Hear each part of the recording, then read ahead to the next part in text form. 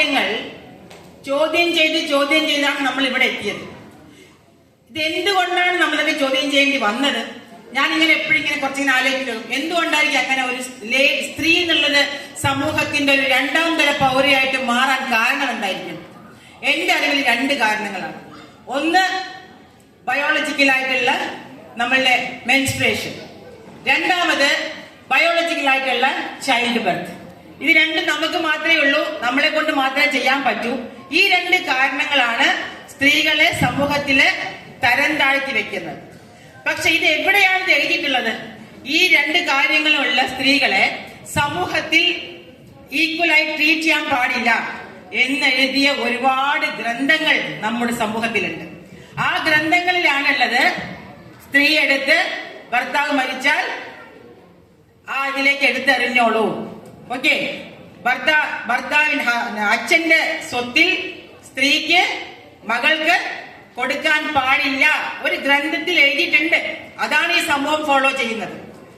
ആണുങ്ങൾ കൊടുക്കുന്നതിന്റെ മൂന്നിലൊന്ന് പെണ്ണുങ്ങൾ കൊടുക്കാൻ പാടുള്ളൂ. നമുക്ക് എല്ലാവർക്കും അറിയും, സ്ത്രീക്ക് 4 ജാതിയില് അവസാനത്തെ ജാതിയായ അവരുടെ കൂടെയാണ് സ്ത്രീയുടെ സ്ഥാനം എന്ന് എഴുതിയ ബുക്ക് നമ്മുടെ സമൂഹത്തിലുണ്ട്.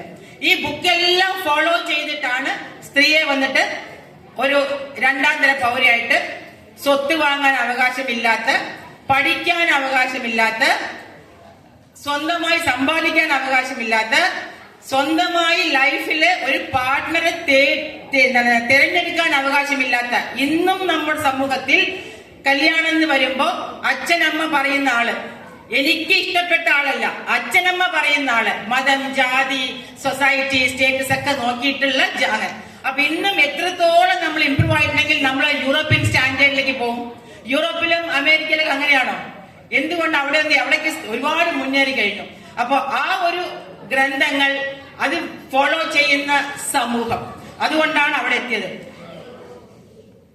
മെയിൻ സ്ട്രീമിൽ നിന്ന്, സൊസൈറ്റിയിൽ നിന്ന് മാറി നിന്നിട്ട് ഒരുപാട് അനുഭവിച്ചു. ഇപ്പൊ നമ്മളോട് ആൾക്കാർ ചോദിക്കുന്നത് വെച്ചാ, നിങ്ങൾക്ക് എന്തിനാണോ വിമൻസ് ഡേ? നിങ്ങളൊക്കെ എവിടെയോ എത്തിക്കഴിഞ്ഞില്ലേ? നിങ്ങളുടെ പ്രസിഡന്റ് ലേഡിയാണ്, അവി ലേഡിയാണ്, എവിടെ എത്തി? നിങ്ങൾക്ക് എന്തിനാണ് വിമൻസ് ഡേ? ഇപ്പൊ നമ്മൾ ഇവിടെ ഇരിക്കുന്ന നമുക്കൊന്നും പ്രശ്നമില്ല. എനിക്ക് ഉറപ്പാണ് ഇവിടെ ഇരിക്കുന്ന ഒരു സ്ത്രീക്കും വീട്ടിലോ പുറത്തോ എന്തോ ഒരു പ്രശ്നം ഉണ്ടാവാൻ ചാൻസ് ഇല്ല. We have overcome all those things actually. പക്ഷെ നമ്മൾ ജീവിക്കുന്ന ഈ സമൂഹത്തിൽ എല്ലാവരും അങ്ങനെയാണെന്ന് പറയാൻ പറ്റില്ല. ഒരു സൗത്ത് ഇന്ത്യ ചില ബെറ്ററായി നമുക്ക് തോന്നുന്നുണ്ടാവും. ഇവിടെ നിന്ന് വേറെ സ്ഥലത്തേക്ക് സഞ്ചരിച്ച ആൾക്കാർക്ക് അറിയാൻ പറ്റും ലേഡീസിന്റെ അവസ്ഥ അവിടേക്ക് എന്താണെന്ന്. കൂട്ട ബലാത്സംഗം 2017 17 വയസ്സായ പെൺകുട്ടി, ഓക്കെ, 1 വർഷം പോരാടുന്ന എന്തിന്? ഒരു FIR ഫയൽ ചെയ്യാൻ. ആ FIR ഫയൽ ചെയ്തില്ലെങ്കിൽ ഞാൻ പെട്രോൾ ഒഴിച്ച് ചാവെന്ന് പറഞ്ഞപ്പോഴാണ് FIR ഫയൽ ആവുന്നത്. അതിനുശേഷം അച്ഛന്റെ പേരിൽ കള്ളക്കേസ്. അച്ഛനെ പിടിച്ചു കൊണ്ടുപോയി പോലീസ് സ്റ്റേഷനിൽ വെച്ചിട്ട് മർദ്ദിച്ച് അയാൾ മരിക്കുന്നു. FIR ഫയൽ ചെയ്ത് കേസ് നടക്കുമ്പോ കോടതിയിലേക്ക് പോകുന്ന വഴിക്ക് വെച്ചിട്ട് ട്രക്ക് വെച്ച് കാറിലിടിച്ച് ആ പെൺകുട്ടിയെ കൊല്ലാൻ ശ്രമിക്കുന്നു. ആ കുട്ടി മരിക്കുന്നില്ല, ആ കുട്ടിയുടെ കൂടെയുള്ള അമ്മയുടെ 2 സഹോദരങ്ങൾ മരിക്കുന്നു. ഇത്രയും നടക്കുന്ന നമ്മുടെ നാട്ടില് ഹത്രാസ് നടക്കുന്ന, ഉണ്ണാവോ നടക്കുന്ന, കത്വ നടക്കുന്ന. അപ്പൊ നമുക്കിതൊക്കെ തോന്നും, ഇതൊക്കെ അവിടെയോ അല്ലേ, ഇവിടെ ഒന്നും നടക്കുന്നില്ലല്ലോ എന്ന്. അത് സത്യമാണ്, ഇവിടെ ഒന്നും നടക്കുന്നില്ല. പക്ഷെ എവിടേക്കോ ആ കാര്യങ്ങളൊക്കെ നടക്കുന്നുണ്ട്. ഇപ്പൊ നമുക്ക് സൊസൈറ്റിയിൽ ഇവിടുത്തെ ആൾക്കാർക്ക്, ഞാൻ പറഞ്ഞത് നമ്മുടെ ചുറ്റുമുള്ള സൊസൈറ്റി ആൾക്കാർക്ക്, we can say that we have achieved social equality. ഇപ്പൊ നമുക്ക് നെക്സ്റ്റ് എന്താ വേണ്ടത്? അത് നമുക്ക് അറിയണ്ട. അടുത്ത് നമുക്ക് എന്താ വേണ്ടത്? We want political equality. We should be clear on that. We should very clear on that.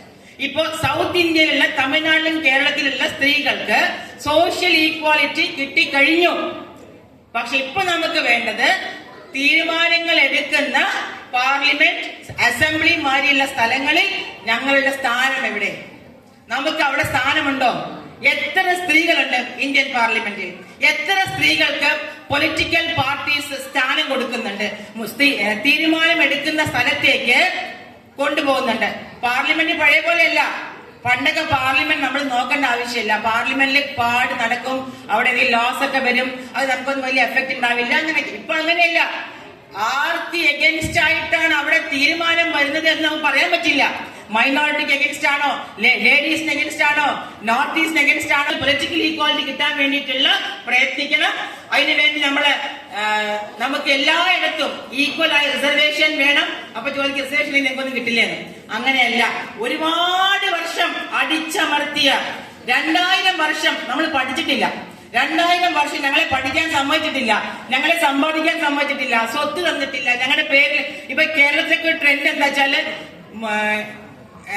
ഇസ്ലാമിലെ ആൾക്കാരൊക്കെ ഇപ്പൊ സ്പെഷ്യൽ മാരേജ് ആക്ടിൽ കല്യാണം പിന്നെ രജിസ്റ്റർ ചെയ്യാം അവിടേക്ക്.